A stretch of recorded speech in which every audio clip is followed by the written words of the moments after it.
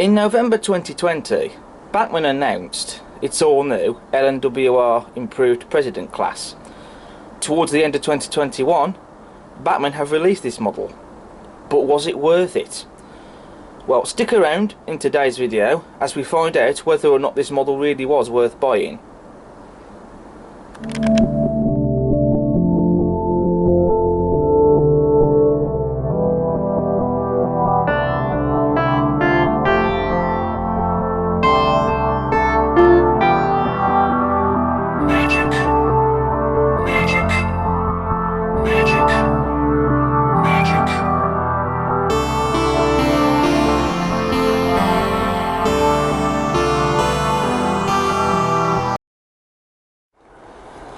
So here we have the Bachmann London and North Western Railway improved Precedent class 240. The one I'm looking at is number 790 Hardwicke, which is preserved for the National Collection in Shildon, and this model is being produced exclusively for Locomotion Models. There are also 3 other models that have been produced exclusively for Rails of Sheffield: Lucknow, Novelty and Tyler, which cover L&NWR and LMS liveries. Now, I have to be honest, when this model was first announced, I hadn't planned on getting an improved Precedent class. I hadn't planned to buy one, but when I started seeing pictures and videos of these on people's layouts later on, this kept luring me in. I was constantly drawn to this model.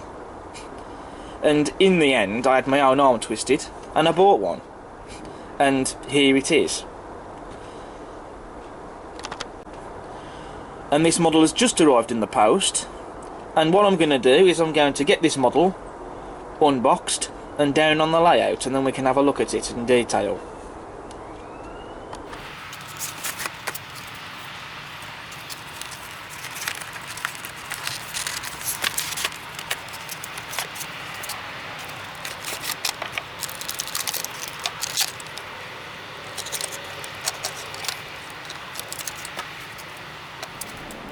So here we have Hardwicke down on the layout. So first thing to report, no quality control issues, which is great, because at the end of the day, when we pay all this money for these models, they shouldn't be turned up damaged or not working straight out of the box, etc. So that's good to see. Also, straight out of the box, this model is a beautiful runner. It still needs running in, as with every new model when we first get them, but the mechanism on this is just absolutely smooth, and it just runs like cutting a hot knife through butter. It's stunning. So now we're going to move on to the detail. So first thing, we don't have any sprung buffers. We do, however, have metal buffers. That's on both the locomotive and the tender. I personally don't mind that, because I don't really have much care for sprung buffers anyway, because you only are really going to fiddle with them when you're handling the model. I only ever do it for review purposes. I don't ever bother touching the sprung buffers again, really. We have a NEM tension lock coupling on the front of the loco as well. Again, we also have one on the tender as well. Of course, these couplings will be changed for my preferred type that I now use, which you all know what they are. We also have guard irons on the front of the loco as well, and they're pre-fitted. On the buffer beam we have a vacuum pipe or brake pipe, however you choose to call them, that's also been pre-fitted. And just look at the lining on the buffer beam as well. I mean, the lining that's been done on the buffer beam, it's just fantastic. On the running board and above the smokebox door we have separately fitted lamp irons. The face of the locomotive has been captured superbly. We have a separately fitted handrail just above the smokebox door, and that's been painted in a chrome colour, which looks stunning. And we have the smokebox door pin dart, which again, that's separately fitted and has been painted. We also have rivets on this model where they need to be, on the smokebox, on the steam chest, etc. And it's always great to see the rivets. We get a separately fitted metal handrail on the model. That is also been finished in a chrome colour, and that looks beautiful. And the chrome handrails on this model, they really do enhance the look of the loco, I think, and they really do lift the finish as well, I think. Just under the boiler there, by the smoke box, we have the axle boxes on both sides of the loco. Just here. And they are separately fitted. Under the boiler we also have some visible daylight, and you can see the inside of motion in there as well. None of that works, it's all just static, but to be able to see that detail, it's just stunning. And it's all been picked out and painted as well. So that really does make it stand out when you look at it. We have glazing in the cab windows, and on the cab roof you can see we have the whistle, which it's not turned brass, it's just plastic and painted, but it still looks nice. And we also have this little bit of detail here on the roof as well, and that's also been painted as well. As per the prototype, the locomotive also has its white cab roof. It didn't in the 70s and 80s, it had its plain black cab roof, but in preservation at the moment this locomotive does have a white cab roof. I know the white cab roof might not be to everyone's liking, but I quite like it because I think it stands out, and it's something different to have a white cab roof on a steam loco. And there's also some rivet detail on the cab as well. Also, this locomotive has a metal boiler and a metal running plate, so a lot of weight has been compacted into this model, especially for its size. So that way you're not going to have any issues with traction, and a locomotive of this size really does benefit from having some parts made out of metal. What is quite interesting, on the drive wheels, on the rear ones, there are traction tyres fitted. It's not the first model in recent years that come fitted with traction tyres. The D-Class, that was produced by Dapple for Rails of Sheffield, comes pre-fitted with traction tyres. Bachmann also supply a spare set of drive wheels with traction tyres for the 1P tank that they did last year. Now, someone might argue why the traction tyres on this model, because it has a metal boiler and a metal running plate. So I'm guessing that they've done this to enhance the tractive effort more on this model. If they've done that, fair enough. I personally don't mind the traction tyres being there, because when it's on the layout you can't really see them. They won't last forever, so they will perish and need replacing, even though you don't get spares supplied with this model.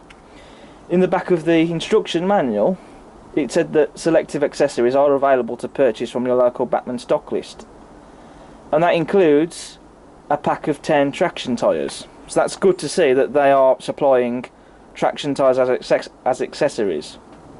But what do you think on the traction tyres? I'm always keen to hear your thoughts.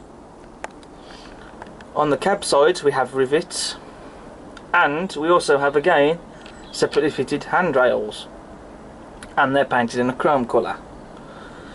And we also have the footsteps as well underneath the running plate. Now just take a look at the cab interior. All the detail on the back head there, it's all painted, and it just looks absolutely stunning, and it's painting all this detail that really brings the model to life.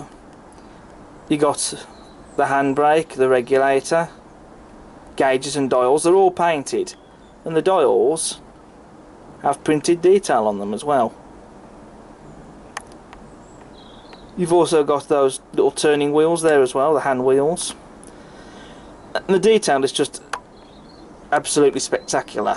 There's no flickering firebox in this model, which is interesting because Bachmann have put a flickering firebox on most, if not all, of their recent steam loco models. But I'm guessing, I'm willing to be corrected, that maybe there wasn't enough room in this model to fit one. But to be honest with you, I can let that slip. We also have some detail on the faceplate of the tender. As you can see there, we've got the hand wheel, and the handle of that has been painted. That's a really nice bit of detail. And we also get an adjustable metal footplate, as I'll demonstrate, like so. I know that's not a new feature, that's been done on several other models before, but it's always a nice little feature to see on these models.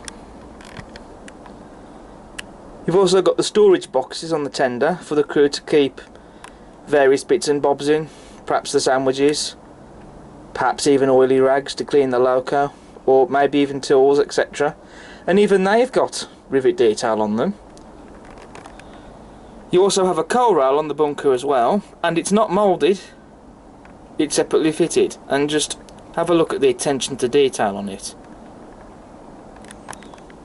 You also have a metal coal load in the tender, which gives the tender some weight, and that coal load does come out, so you could remove that load and put a real coal load in there if you wanted to, but what I would recommend to do is just scatter some real coal on top of the coal load that you get in the tender already, because that way I would fear, if I took the metal coal load out, that the tender would then lose its weight, which the loco probably might need to give it extra tractive effort. On the rear of the tender we have rivets, a pre-fitted vacuum pipe, separately fitted lamp irons, and on the rear of the tender we have that plate there, which if I zoom in it reads L&NWR number 8824. Now we come on to the livery application, which to say the least is immaculate. It's an even coat of paint, no blemishes or imperfections anywhere at all, and I think it's a beautiful shade of black. I know some people might not be keen on the black liveries, they might think they're dull, but I quite like them, especially when they're lined, and the lining certainly does set this livery off beautifully. You've got the lining on the boiler bands, which is red and black, and then you've got the rest of the lining, which you have it applied on the running plate, wheel arches, cab sides, and on the tender. And the printing is just second to none, really.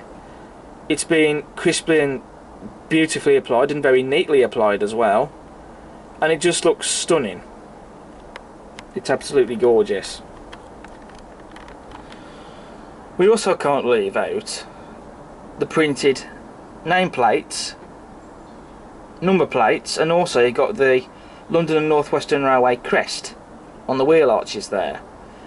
You do get etched nameplates and number plates applied with this model, which I shall be fitting, but the printed nameplates and number plates are still something to admire, because the printing is just stunning. And then here's the other side of the loco. There is one detail difference on this side, and that's the steam piping that's fitted just above the handrail. I always like to cover the detail differences, and also one detail that I very nearly missed out is that little bit of detail just behind the chimney, separately fitted and painted. The overall attention to detail on this model is just stunning, and Bachmann really have captured the overall look and proportions of the prototype extremely well. It's like Bachmann I've said this, I know I've said this before with other models, but it really is like that they've zapped the real thing with a shrink ray gun, and it's been shrunk down to the size of a 00 gauge model. It really is. And just everywhere you look at it on this model, it's just a thing of pure beauty. So the verdict on the Bachmann improved Precedent class: it's a stunning model. I mean, to look at, it's a thing of pure beauty. It's very well made, and it excels in accuracy. I mean, it is an absolute beautiful model. And it really is just so nice to have these Victorian locomotives to run on the layout. I'm sure the price tag might be up for some debate, but at the end of the day, if you want a model like this, then you've got to be prepared and willing to pay the price that it has. Was this model worth it? Yes. Do I regret buying this model? No. I'm certainly glad in the end that I went and bought one, and it's going to make a fantastic addition to the Vauxhall Junction fleet. The only thing that this model needs, in my opinion, is a rake of matching coaches, so I think I'll be getting some of the Hornby L&NWR 6-wheel coaches. So that's something to sort out either after Christmas or in the new year. But for now, the locomotive can pull my other coaching stock, which I'm more than happy to do. And in this video, to end the video, in the running session, I'm going to get it pulling some of my Hornby Super Detail Pullman coaches that have working lights. which I recently got a rake of them to replace my old tooling Hornby ones, which you've not seen yet on the channel. So this will be their debut on the channel. And while this model is running, in the background, for a change, I'm going to get a couple of other locos running. I'll get my Hush Hush out and my coal tank, and they can appear in a couple of shots, just to do something a little bit different. But thanks for watching, and I hope you've enjoyed this video. If you do like what you see, then subscribe to the channel. We now have 3,000 subscribers, so in the new year I will be doing a giveaway where I'll be giving away some old wagons that I have that I don't want anymore. So there'll be a video on that after Christmas, explaining what to do and all that. And also check out all the other content I have on my channel if you're interested. So thanks for watching, and I'll see you again next time. But until then, have a very Merry Christmas and a Happy New Year. Take care.